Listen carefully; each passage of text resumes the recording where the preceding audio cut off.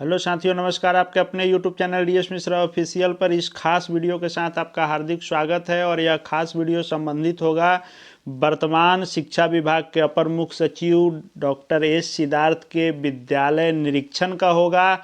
और इन्होंने जो विद्यालय एक निरीक्षण किया है उसमें कैसे इन्होंने विद्यालय के बच्चों से ही स्कूल की सभी कुंडली खंगाली है और शिक्षकों का पूरा जानकारी कैसे यह बच्चों से ही निकलवा रहे हैं और कितनी बारीकी से इन्होंने बच्चों से ही सारी बातें विद्यालय की जानी है। आम तौर पर ऐसा होता है कि जो भी पदाधिकारी जांच में जाते हैं वे फाइल इत्यादि चेक करते हैं, शिक्षकों से डायरेक्ट पूछताछ करते हैं, प्रधानाध्यापक से पूछताछ करते हैं, सभी प्रकार की पंजी इत्यादि देखते हैं।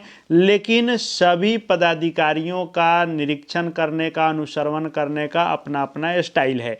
तो आज के वीडियो में हम लोग इनके उस निरीक्षण के उस क्लिप को देखेंगे जिसमें इन्होंने कैसे बच्चों से सारी बातें जानी हैं। और उसके बाद मैं फिर बात करूंगा कि आखिर यह क्या इसके मायने हैं और आपको क्या करना है, कैसे आपको इन सब से सीख लेनी है।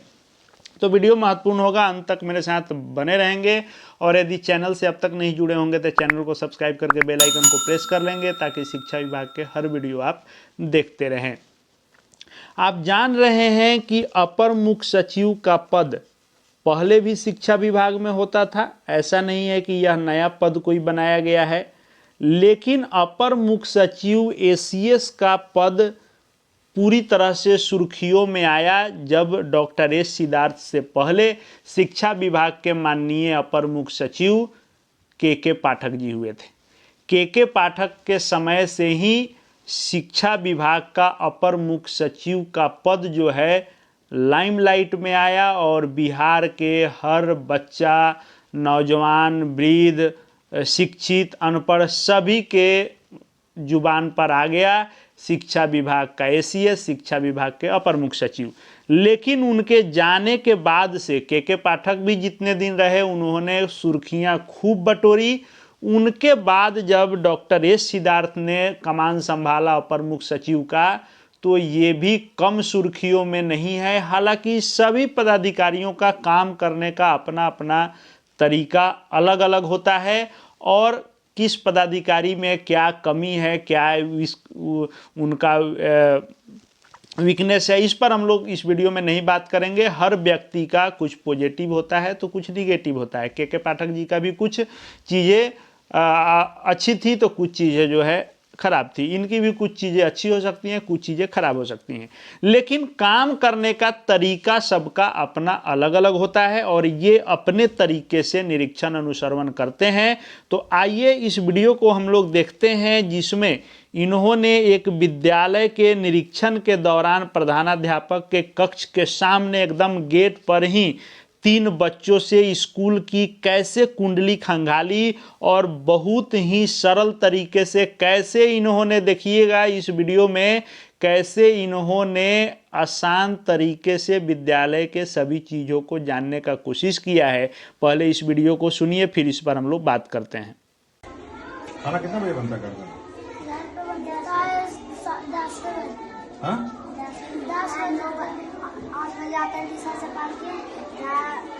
ट्यूशन से? कहाँ, कौन ट्यूशन पढ़ते हैं? वहाँ क्या पढ़ाता है ट्यूशन में? हाँ? ट्यूशन के बाद 8 बजे ट्यूशन से पढ़ के आते हैं? 9 बजे तक बन जाता है। तो पढ़ाई ट्यूशन में अच्छा रहता है, स्कूल में अच्छा रहता है? हाँ? दोनों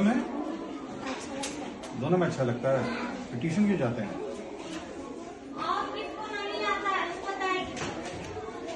पिताजी माता पिता भेज देते हैं? हाँ? या तुमको जाने का इच्छा है? नहीं है? वहाँ क्या है? वहाँ कितना बच्चा रहता है ट्यूशन में?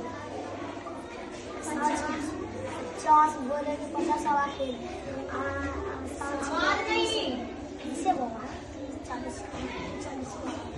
30-40 को ट्यूशन में रहता है, यहाँ के सब बच्चा रहता है। या कल पूरे क्लास का आधा दिन बस आधा दिन सब ट्यूशन में जाता है, 8 बजे लौट के आता है। ट्यूशन कितने बजे शुरू होता है? 6 बजे से और 6:30 बजे 3 बजे यहाँ से 4 बजे पढ़ के 3:30 बजे निकलता है पढ़ के, फिर अपने खाते हैं 4 बजे नया बच्चा जाता है ट्यूशन। हाँ आज और सुबह सुबह फिर ट्यूशन। सुबह कितना बजे? 6 बजे 6 बजे अब 5 बजे सुबह से 5 बजे कैसे ट्यूशन जा रहा है? अंधेरा होता है।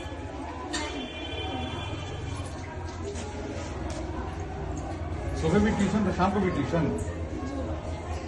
और टीचर कौन पढ़ाता है वहाँ पे? हाँ? पूर्णा भैया, मुन्ना भैया, मुन्ना भैया कितना पैसा लेते हैं 150 एक आदमी के 150 महीने का? सरकारी टीचर नहीं है वो, मुन्ना भैया। हाँ? क्या डॉक्टर है? दवाई भी देते हैं, डॉक्टर भी हैं और पढ़ाते भी हैं, ट्यूशन भी पढ़ाते हैं, इसलिए लेट हो गया।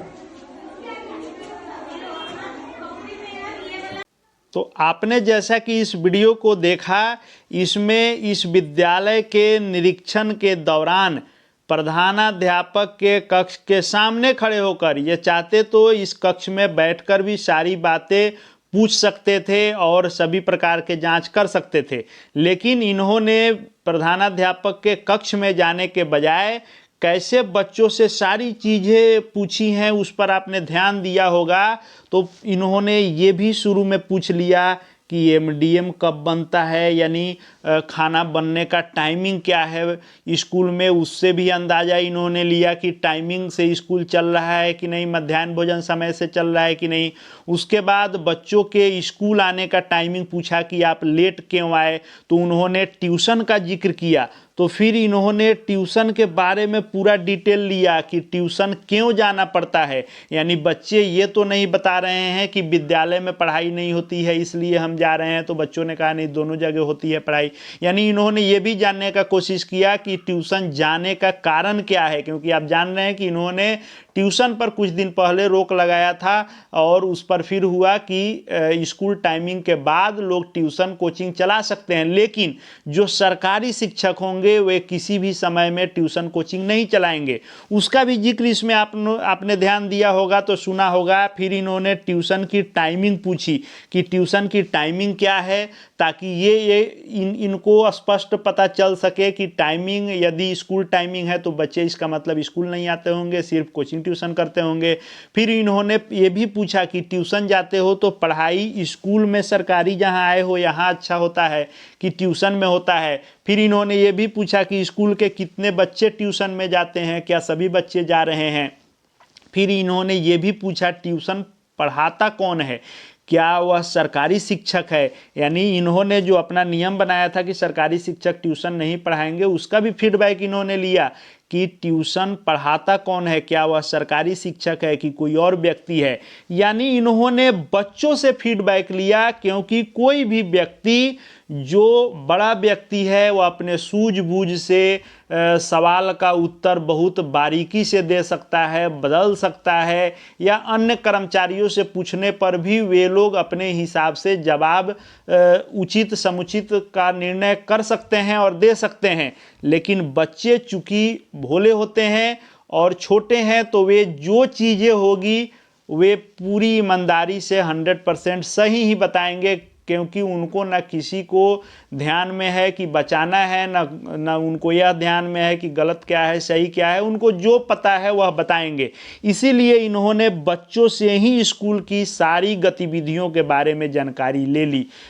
बहुत दिनों से इनका निरीक्षण रुका हुआ था, इनके व्यस्तता के कारण फिर से निरीक्षण शुरू हुआ है। कई तरीके के वीडियो आए हैं जिसमें एक एक चीज़ों को आप देखेंगे बारीक से कि कैसे किसका कुंडली कैसे या खंगाल रहे हैं, आगे भी अन्य वीडियो को लेकर के आऊँगा। साथ ही शिक्षा विभाग एवं शिक्षकों से संबंधित हर महत्वपूर्ण वीडियो देखते रहने के लिए चैनल से जुड़ जाएंगे।